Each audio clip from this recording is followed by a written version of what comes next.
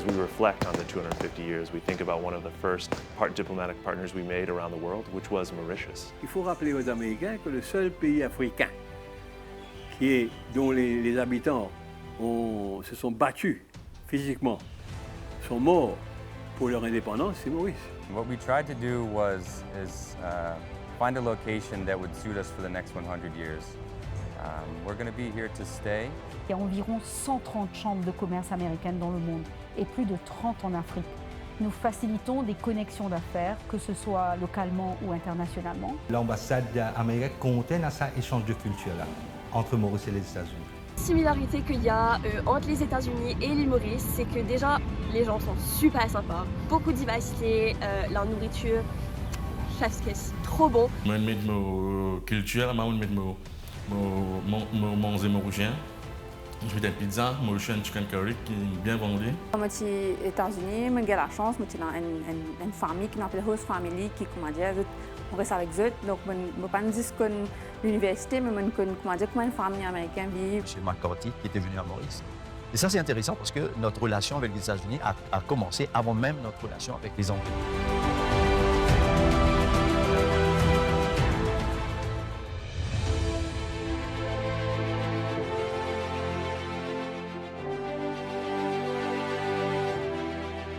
Rishi, bienvenue. Thank Est-ce que you. tu correct? Correct, yeah. Okay, welcome to William McCarty House, Thank you for letting us the here. official residence of U.S. ambassadors since your independence Okay. 58 years ago. Very proud. We have a little piece of stained glass history with our two flags here. This year, we're very happy. It's part of our 250th anniversary of independence. We set up a little founders museum. So we have photographs of famous people who played a pivotal role in the founding of the United States.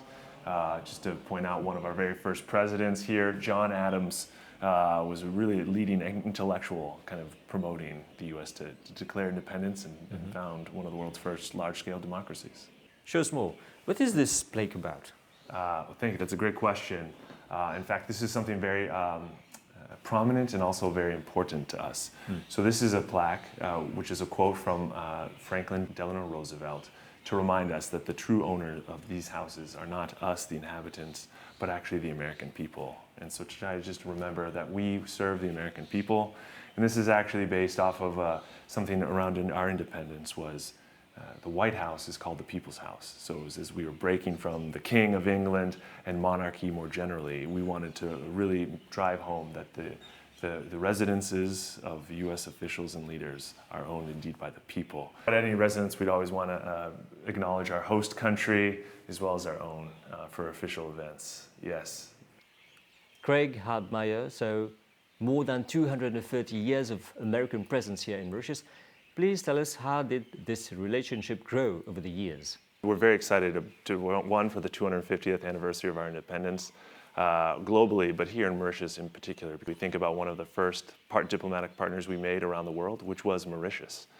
232 years ago, our first president, George Washington, sent the first diplomat here to Mauritius to help watch over the Indian Ocean, trade and commerce, and to ensure peace, I think, and prosperity to enable that trade. So that person's name was William McCarty, sent here in 1794. And in fact, the house we are in today is named after him, just as a reminder of our 232-year-long relationship with the people of this island. So he was coming here to very much look over the ships that were actually coming off the east coast of the United States very early on in 1790s on their way to India and China for seeking trade. The first boat actually to go through here, through Mauritius and into the South subcontinent and Asia came back with $35,000, which was in today's dollars about over $1 million. So that really started the rush to come send more and more vessels out here through the Indian Ocean. In fact, because we were under the British before independence, they did not allow us to trade openly. We were not allowed to seek our own trade and fortunes across the world. We were restricted to only trading with Britain. So one of the first things we did to enjoy independence, again, trade, setting up relationships with the people of Mauritius, this island, to overdo that.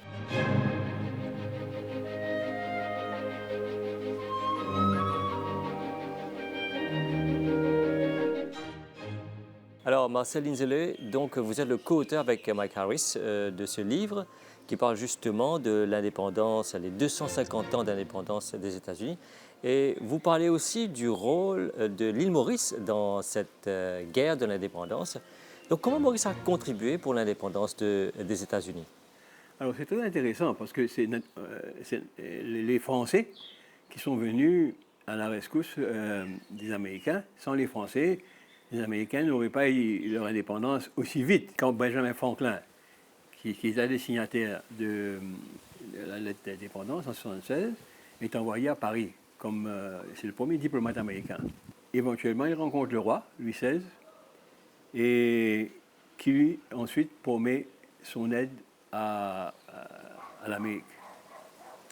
Et éventuellement, en 1778, il envoie Lafayette pour annoncer à Washington que la France va entrer dedans, dans la guerre. Le général Rochambeau et Lafayette, ils aident avec leur armée sur le territoire américain, mais il y a une flotte navale sous l'amiral d'Estaing et assistée de Suffren, qui, en 1778, commence à attaquer les Anglais autour de Newport, Yorktown, etc. Donc, ça, c'est intéressant que Suffren, on va en parler, parce que c'est, même d'après les Américains, et c'est probablement le meilleur amiral que la France ait produit. Et il part à la bataille de Newport, et puis éventuellement, il vient comme commandant de l'océan Indien.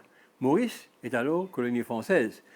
1734, Marie de la Bourdonnais avait heureusement fait un port magnifique avec l'hôpital militaire, etc.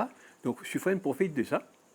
Il se bat là pour lui et il attaque les Anglais dans l'océan Indien. Ça, c'est le système de diversion français. Donc il garde les Anglais, une partie de la flotte anglaise occupée ici dans l'océan Indien, et ça empêche cette flotte d'aller massivement sur le théâtre de guerre américain. Et donc, il gagne deux batailles fracassantes, et c'est alors que la France décide de transférer sa capitale de l'océan Indien de Pondichéry à Maurice. Maurice est en colonie française.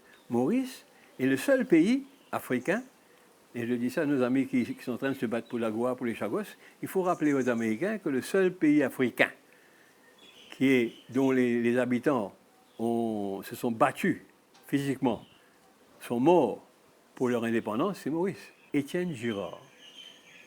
Il change son nom, il appelle Stephen Girard.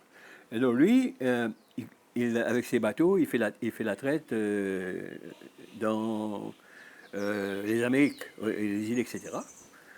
Quand les Anglais viennent à Philadelphie, en Pennsylvanie, ils traitent avec eux. Il y a du vin français, etc. Mais deep down, au fond de lui-même, il a été ami à Franklin. Après la guerre, il se déclare complètement ami de Franklin et il devient un ami et un conseiller financier de Joseph Bonaparte, le frère de Napoléon Bonaparte, qui était roi d'Italie, qui avait émigré là-bas. Très riche naturellement, il devient son conseiller financier. Il se fait une fortune à tel point que quand la deuxième guerre d'Amérique, il y a une deuxième guerre qui se passe, en 1812-1814. Là, c'est les Anglais qui retournent c'est une guerre territoriale. Là. Ils veulent le Canada, ils veulent ça, ils rebattent. Cette époque où les Anglais, en 1814, entrent de Washington et mettent Washington à feu et à sang, ils brûlent. Le président Jameson, qui est le 4e président américain, avait un banquet, il a à se sauver.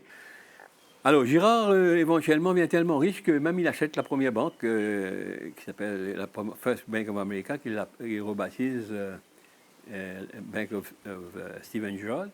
Et dans cette deuxième guerre, donc, c'est lui qui finance à 95% le gouvernement américain. Sinon, ils auraient été en banqueroute. Donc, il acquiert une renommée incroyable. On a la tombe de baron d'Unionville qui s'est battu, lui, le seul Mauricien français, qui s'était battu, parce qu'à l'époque, les nobles, 14-15 ans, ils envoyaient leurs enfants sur les bateaux comme jeunes officiers. Donc, il a participé à la guerre d'indépendance en Amérique. Et puis, il vient à Maurice, et là, il devient commandant de la Savane. Et lui, il a ce qu'on appelle l'ordre de Cincinnatus. c'est le premier ordre américain pour tous les officiers américains et français qui se sont battus pour l'indépendance. C'est un ordre, donc ça donne son nom à la ville de Cincinnati. Alors il faut savoir que Cincinnatus était un général romain et qui était chez sa ferme, il était en retraite. Le Sénat fait appel à lui parce qu'il y a un problème militaire. Il quitte sa ferme, il va là-bas, dans 15 jours, il fixe le problème militaire, et puis il est dictateur, là, il est le dictateur. Il a tout en main, et il retourne à sa ferme. Donc, il devient le symbole de quelqu'un qui sert sa patrie sans chercher la gloriole. Et Washington fait la même chose quand il gagne la guerre d'indépendance, il se retient dans sa ferme. Donc, on l'appelle l'American Cincinnatus.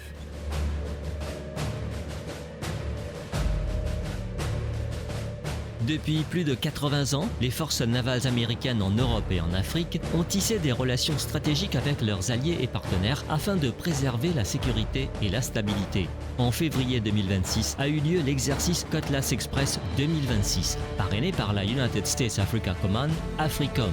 Cet exercice réunit 19 nations partenaires et alliées afin de renforcer les capacités conjointes de lutte contre les activités maritimes illégales, promouvoir la sécurité nationale et régionale en Afrique de l'Est et dans l'ouest de l'océan Indien.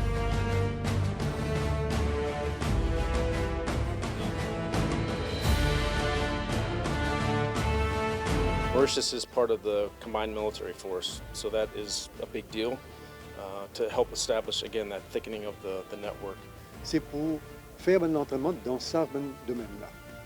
Nous faisons ça avec l'entraînement et formation management pour nous rendre plus opérationnels et plus efficaces.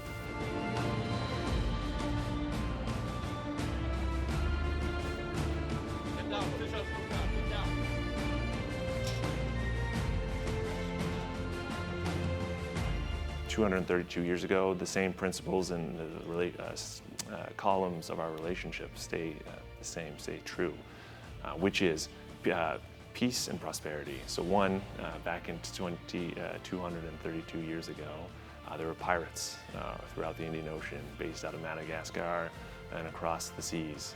So we were sent out here to think about things like maritime security. How do we cooperate and protect our commerce? And so the second one is that commerce, is prosperity, the trading relationships we are able to set up and defend. So I think as we looked at today, it's very similar to those two tenets of our relationship. We want to continue to ensure the Indian Ocean is stable, peaceful, which enables trade in goods. And I think we are very pleased and focused on that today, doing lots of security cooperation agreements, lots of economic cooperation agreements, as well as other things that we have in common, which I would say is democracy, stability, as well as diverse and inclusive societies. Les affaires, un aspect crucial de la diplomatie. Les relations avec les États-Unis sont stratégiques car c'est le plus gros marché de la planète, 30% de la consommation mondiale. Au fil des années, des entreprises américaines se sont installées sur le sol mauricien et la mission diplomatique joue un rôle clé dans la facilitation des affaires. Jessica Naga, donc présidente de l'AmCham Mauritius, depuis la création de cette chambre de commerce américaine, quelles ont été les actions menées pour favoriser les entreprises mauriciennes auprès des États-Unis? L'AmCham Maurice, l'American Chamber of Commerce, c'est avant tout une communauté d'entreprises et de professionnels qui ont un lien avec les États-Unis. Et ce lien, il peut prendre plusieurs formes.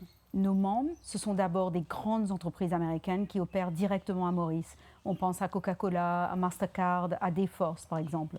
Mais ce sont aussi des entreprises mauriciennes ou internationales qui ont ce qu'on appelle un nexus avec les États-Unis, c'est-à-dire une connexion concrète, un partenariat commercial, une participation au capital ou encore une relation de prestation de services avec des acteurs américains. Et enfin, nous accueillons aussi ceux qui ont simplement l'ambition de développer des relations d'affaires avec les États-Unis. Donc la porte est ouverte vraiment à un spectre très large d'acteurs économiques. Concrètement, qu'est-ce qu'on fait pour nos membres? Premièrement, grâce à nos relations privilégiées avec l'ambassade américaine à Maurice et à travers notre réseau mondial des AmCham, il faut comprendre qu'il y a environ 130 chambres de commerce américaines dans le monde et plus de 30 en Afrique. Nous facilitons des connexions d'affaires, que ce soit localement ou internationalement, et c'est un accès à un réseau pour moi vraiment unique. Nous menons des activités de renforcement des capacités, c'est-à-dire capacity building, en partenariat avec l'ambassade américaine. Concrètement, cela prend la forme de fireside chats, des discussions informelles mais très riches, avec des captains of industry, aussi bien mauriciens qu'américains. L'idée, c'est d'apporter une vraie valeur ajoutée à nos membres, des insights, des perspectives et des expériences concrètes du terrain. En résumé, l'AmCham Maurice, c'est un pont entre l'Amérique et Maurice, pour les affaires, pour les opportunités et pour les relations humaines qui font la force du vrai réseau d'affaires.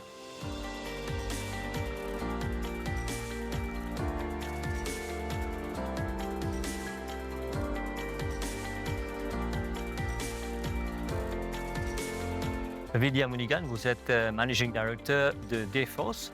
Dayforce est une multinationale américaine. Et pourquoi avoir choisi le territoire mauricien pour ses opérations? Dayforce est headquartered aux États-Unis, mais nous sommes sur tous les continents et nous avons des clients dans 160 pays.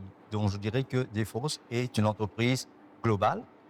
Et en l'an 2000, notre bureau de l'Angleterre a cherché dans quel pays investir pour développer une plateforme pour le marché anglais.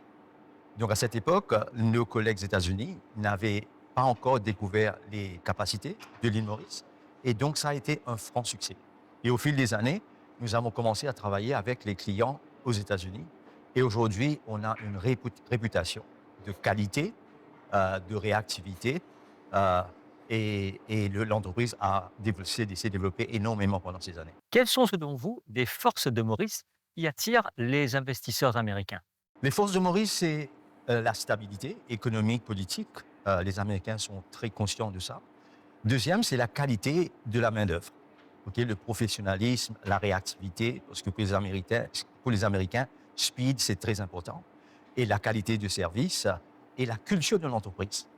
Je pense que ça, ce sont les critères les plus importants. Et aussi, je dois noter que Maurice est très mal connu aux États-Unis. D'accord, on est un petit pays, on est très loin des États-Unis. Mais quand les entreprises commencent à travailler à Maurice pour les entreprises américaines, ils découvrent les qualités cachées de l'île Maurice.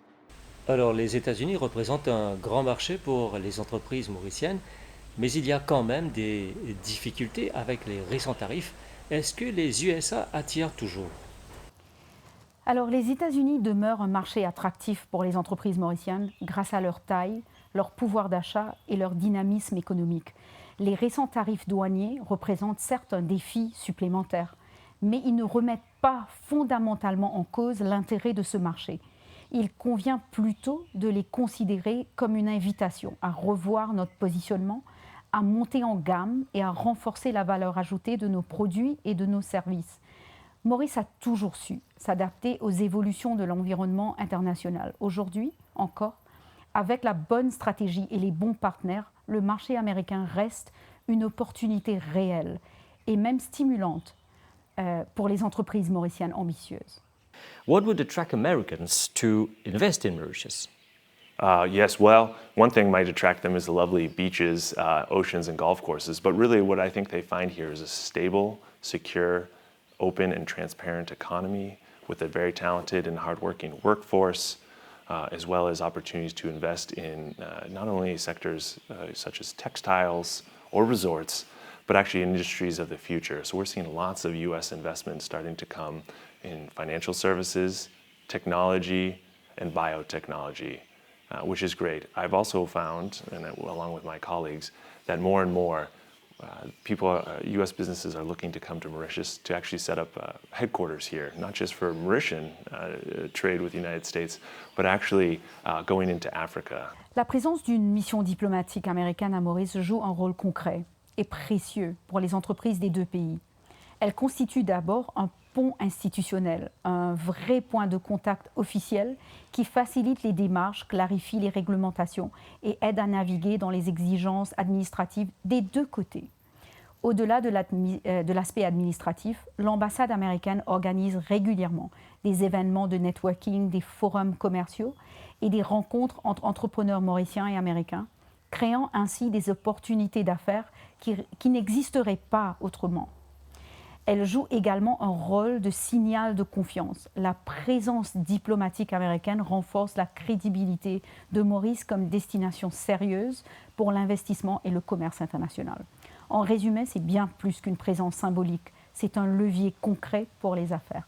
C'est intéressant de noter que la présence d'un consul américain predates British Colony.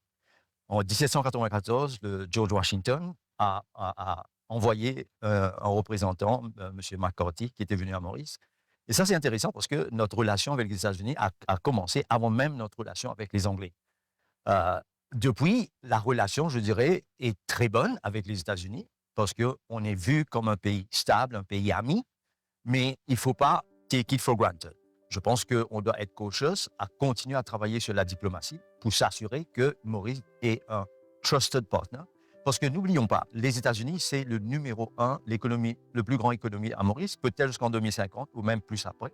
Donc, c'est important qu'on travaille sur ces relations, mais je dirais que c'est très cordial. C'est une des raisons pourquoi ils sont en train de construire un ambassade aussi grand à Maurice.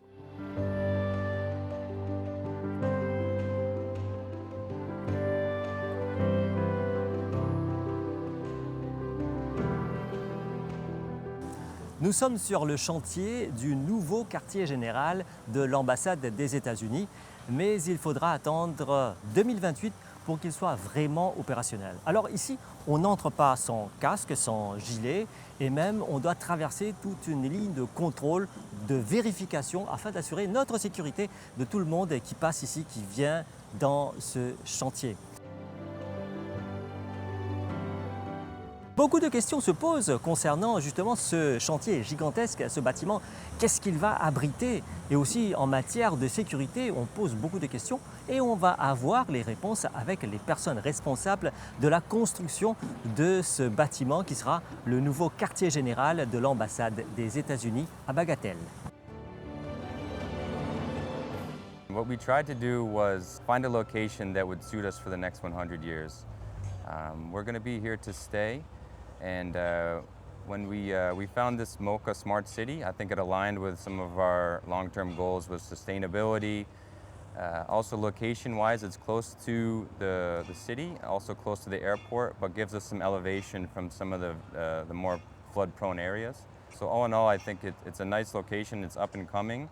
It gave us a nice greenfield site that we could develop that met our safety and program needs. Ici, nous trouvons mettre beaucoup l'emphase sur l'environnement. C'est-à-dire qu'on peut construire un bâtiment, pour qu'il soit énergie efficient. Et je mets quelque chose de bâtiment là qui fait que nous essayons de save maximum d'énergie qui possible. Ça veut dire en termes air conditioning, en termes de la lumière, nous pas faire beaucoup de gaspillage. On a beaucoup l'emphase sur la résilience de l'infrastructure électrique. Par exemple, nous avons sustain depuis 7 jours d'autonomie, même si nous n'avons pas le courant du côté du CEB. Et aussi, nous avons beaucoup l'emphase que nous mettons côté PV. Par exemple, ici, nous avons près de 18% de nos capacités, de notre total base load consumption, qui va être fourni du PV.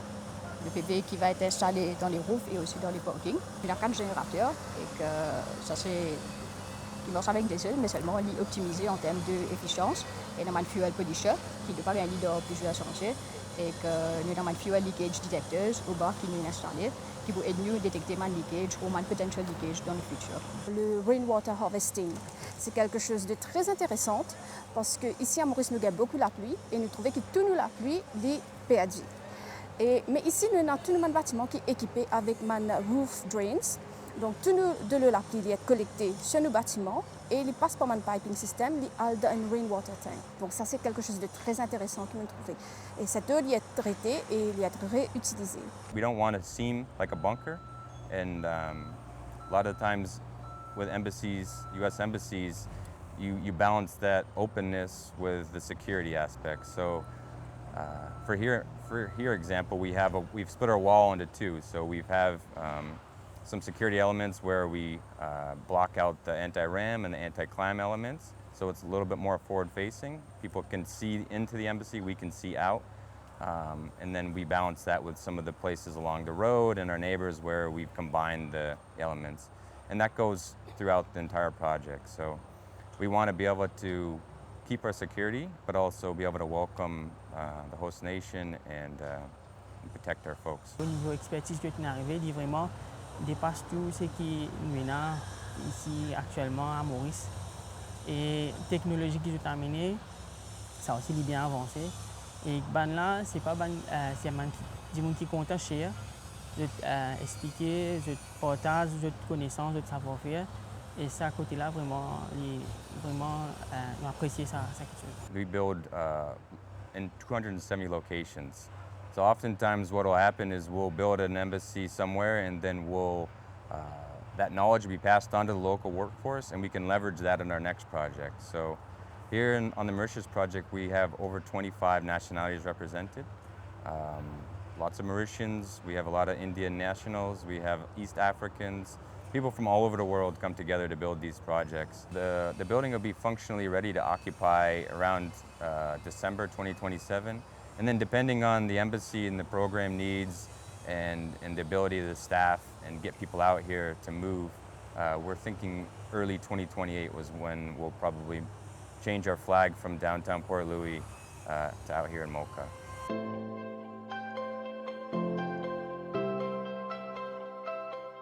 L'influence américaine à Maurice ne date pas d'hier. Les multinationales sont bien présentes et elles marquent la façon de consommer à Maurice. Avec le développement des technologies et les nouveaux moyens de communication, les Américains sont là. Mais n'oublions pas aussi le divertissement qui vient des US et qui est même adapté dans le contexte local.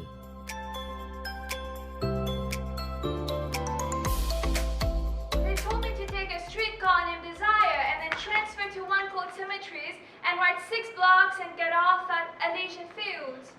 That's where you are now. C'est l'histoire d'une fille qui était innocente, mais qui a été fragilisée par les événements, la perte de son domaine, la perte de ses ancêtres, la perte de son mari.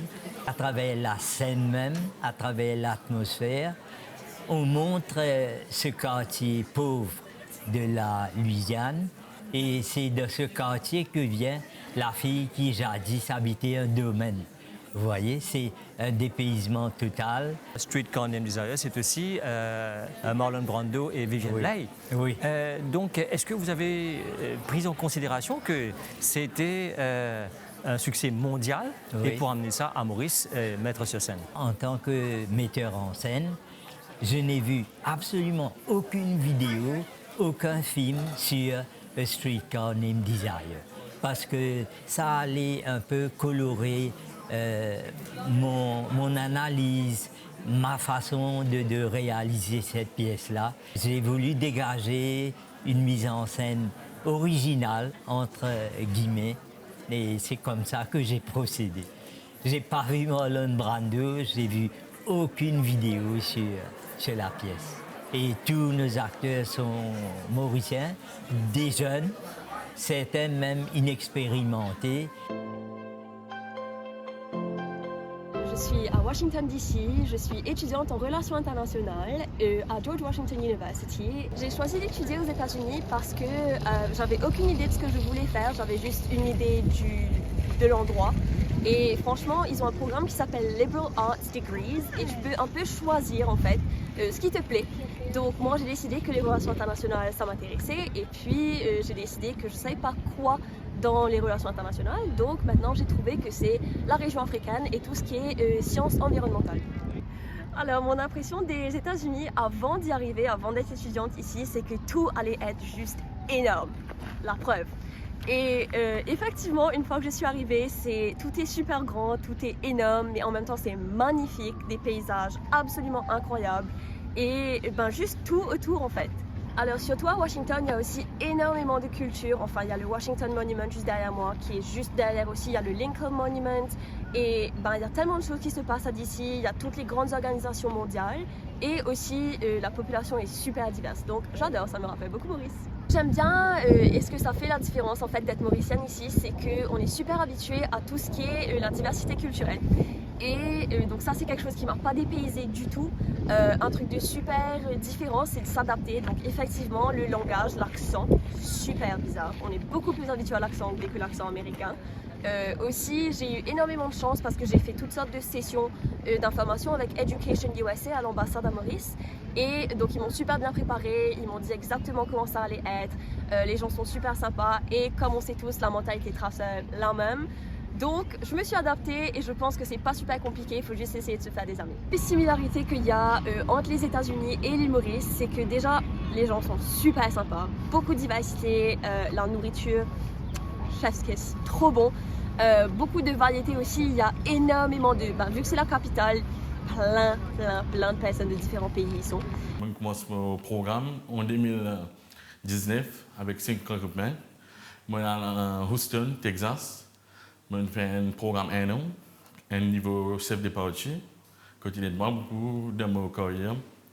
Et après ça, on a Florida. En Florida, j'ai un deuxième programme. Je travaille dans le fine dining. Il aide moi comment faire un food costing. Il aide moi dans ma carrière pour grandir ma nouvelle culture sur le manger. Et puis, je gagne l'autre opportunité comme je travaille à New York, Westchester Country Club. Et là-bas, je gagne un autre challenge à cause. Je travaille la pizza. Mais maintenant, là-bas, je travaille la pizza, mais je suis sur sa place là. Et je réussis à faire mon mieux. Je mets ma culture, je mets mon manger mauricien. Je fais des pizzas, je fais un chicken curry qui est bien vendu. Et je m'aime bien apprécié. Coucou, je m'appelle Camille Alapensevski et aujourd'hui je me trouve à l'université de Cincinnati, là où j'ai fait mes études.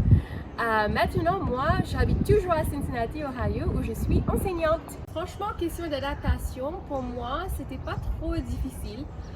Les États-Unis, c'est divers comme Maurice, donc il y a plusieurs cultures, des gens de différents pays, et tout le monde ensemble, ils emmènent cette belle communauté comme on l'a à l'île Maurice.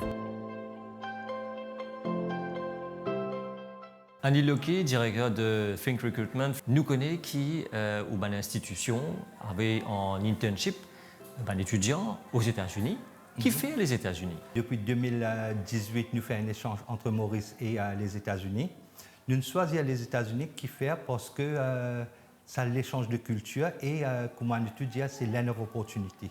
Et surtout, on a bien fort dans l'hospitalité, avec différents types de cuisine. Un étudiant comme là-bas, je te retourne. Et qui se t'amène avec eux? Donc, quand je te retourne Maurice, je te retourne avec vraiment une expérience internationale. Qui dans Maurice, parce que de nos jours, nous gagnons beaucoup de clients, beaucoup de touristes qui voyageaient. Mais je te retourne Maurice avec une expérience internationale et surtout, je grandis dans cette carrière. Comme par exemple, on a différents Mauriciens actuellement, directeurs d'hôtel à Maurice et même à l'étranger. Alors, est-ce qu'il est facile pour trouver un partenaire aux États-Unis pour faire cet échange-là? Oui, il est facile, surtout quand nous sommes spécialisés dans l'hôtellerie. Nous avons un bon partenaire, nous travaillons avec l'immigration américaine et nous faisons l'échange là depuis 2010 jusqu'à maintenant.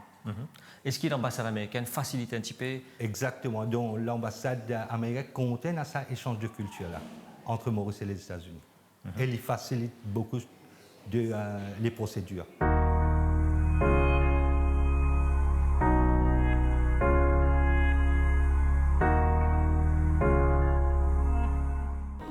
Doris Laviolette, oui, je travaille à la résidence de McCartney House.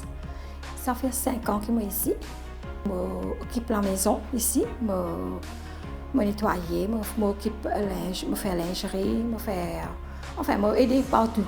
Même si quand il y a un dîner, je besoin là, je aide, je reste le soir, tout ça. Je fais ma confiance. Pour moi, ma vie, spécialement surtout, ma vie remercie l'ambassade américaine qui prend moi, malgré qu'il m'a payé un grand diplôme pour pour faire ce travail-là, pour comprendre l'anglais bien, parce que vous connaissez quand on travaille là, vous avez besoin de comprendre le mot anglais bien. Et là, fois, je me dis franc, parce que moi, j'ai besoin d'être dans le dictionnaire, tout le monde comprend, parce que ce langage, parfois, il n'est pas difficile, mais sorry, mais quand même, ça m'arrive à comprendre. Et de manière qui m'a été, de manière qui été avec moi, je aide moi, comme si je suis capable de travailler. Je me dis, je fais plus que 20 ans ici. Je travaille 3 ans avec un diplomate, aller le deviner, mais plusieurs, mais je suis toujours là et je fais moi confiance, même il y a une partie, je dis que enfants le soir, je travaille, et quand je suis partie, il y en a qui allaient pour un mois. Je fais dog sitter, je fais aussi dog babysitter cat, tout ça, je fais, mais je travaille avec la joie. Et ma plus grande tristesse, c'est tout le temps me dire, oui, bon, quand j'étais allée, je me sentais vraiment chagrin parce que moi, attaché avec mes enfants à 3 ans, je me montrais que cause créole, nous cause français, nous bien dialoguer. Et mon cas, on apprend aussi beaucoup anglais avec mes enfants. Mon travail. Mais quand j'étais allée, je me vraiment chagrin. Toute l'année, je me disais, ben, je peux arrêter, moi, après, travailler encore. Mais après, je me réunis, je appelle-moi. Mais parce qu'il me content. Je suis content, mais c'est extraordinaire. Je suis fière de mon travail. Ça fait 10 ans que je travaille pour l'ambassadeur américain à Maurice. Et moi, je suis chef de résidence. Donc, c'est moi-même qui occupe que ce soit la nourriture privée pour l'ambassadeur et sur la famille, ou même pour une fonction officielle qui nous organise ici à la résidence. Que un dîner, un breakfast, une réception. Ici, nous commençons 8 heures, nous finissons 16 heures, mais parfois, là, nous sommes assez flexibles, surtout quand on est en fonction. Mais sinon, pour une journée normale, je rentre, un ambassadeur dit où vous avez fait ce breakfast. Nous rentrons un petit peu plus tôt, nous préparons ce breakfast, ce lunch, ainsi que pour la famille aussi. Ensuite, ce dîner pour le soir. Le dernier ambassadeur qui c'est M. Jardine. Donc, lui, il a une préférence pour ma Mauritian food. C'est-à-dire un curry poisson, surtout maintenant deux typiques mauriciens. Alors, où l'expérience quand vous travaillez ici avec un Américain, raconte-nous un peu. C'est une bonne expérience parce qu'il est différent complètement avec l'hôtellerie. Ici, nous avons la chance pour rencontrer différents personnages, chefs d'État, diplomates. Darina Naidu, donc en tant que spécialiste dans les médias, ou travaille dans l'ambassade américaine, mais aussi ou deal avec diplomatie. Alors, comment concilier les deux? Alors, donc moi, ma formation, c'était en journaliste. Donc, j'ai étudié aux États-Unis, j'ai étudié journalisme. Donc, moi, parce que non, dans la diplomatie, ni la politique d'ailleurs, moi, je peux suivre.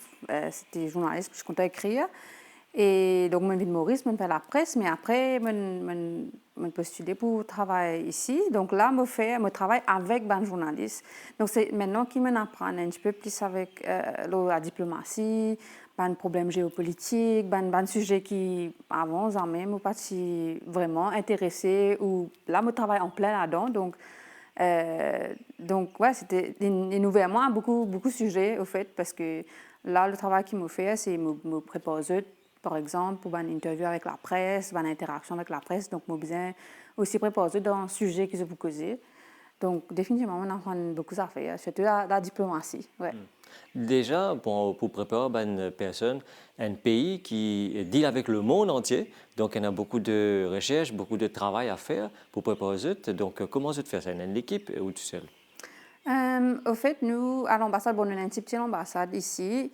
Dans une grande ambassade, il y a différence. On a une full team pour occuper nos affaires, mais par exemple, dans nous, l'ambassade, pour le moment, est petite. Et donc, moi, tout seul qui fait médias. Donc, oui, effectivement, il y a un sujet qui ne m'a pas maîtrisé, comment je fais beaucoup, par exemple, un training par rapport à la sécurité maritime, qui c'est pas un sujet qui me connaît. Mais là, ce qui me fait, nous avons un bureau qui occupe ça. Donc là, je aide moi pour préparer un talking points, comment dire, pour l'ambassadeur ou les autres diplomates, comment dire, pour aider. Donc là, moi apprendre avec le temps aussi. Ça fait 6 ans maintenant que je l'ambassade. Donc définitivement, nous avons différents bureaux qui fait une économie, un bureau politique, un bureau sécurité maritime. Donc là, aide-moi pour préparer ça. Le fait qu'on apprenne dans les États-Unis et vienne là, est-ce qu'il aide pour comprendre justement comment un Américain communique, comment j'ai envie de communiquer? Oui, définitivement. Je apprends comment c'était. Parce que comme aux États-Unis, j'ai la chance, j'ai une famille qui s'appelle host family, qui, comment dire, on reste avec eux. Donc, je ne peux pas dire que l'université, mais je connais comment une famille américaine vit, donc je célèbre les bonnes fêtes, tout ça là. Donc, je connais un petit peu comment c'était en famille, en voisin. Et au fait, il y a beaucoup de similarités avec les Mauriciens, parce que je compte voisin, je compte causer, badiner, ça fait qu'ils nous comptent assiser en famille, dans une fête, c'était dans sa culture-là. You, as an American, how have you found living in Mauritius? Great. It's been wonderful. I've only been here a year, but I've been doing it with my whole family. It's a family affair for myself, with my wife, 3 children, and 2 dogs. We're all enjoying it greatly. A wonderful experience. Looking forward to the next 2 years. I'm still not good at kite surfing or golf, but those are on the list, any free time I get.